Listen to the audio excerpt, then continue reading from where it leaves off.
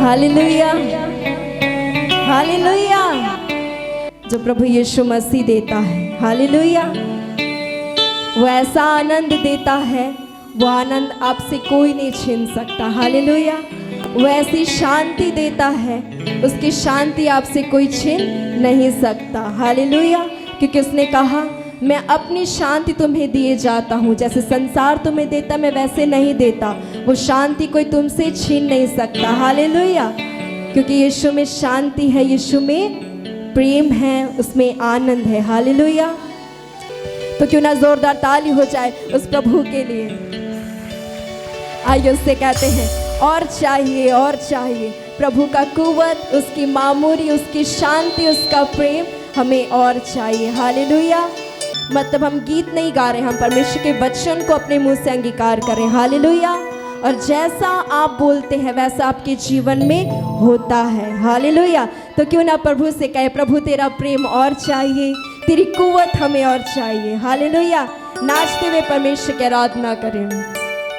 और चाहिए और चाहिए, तेरा जलाल हमें और चाहिए, और चाहिए और चाहिए, तेरा जलाल हमें और चाहिए, और चाहिए और चाहिए, तेरा जलाल हमें और चाहिए, और चाहिए और चाहिए, तेरा जलाल हमें और चाहिए। अपनी कुव्वत में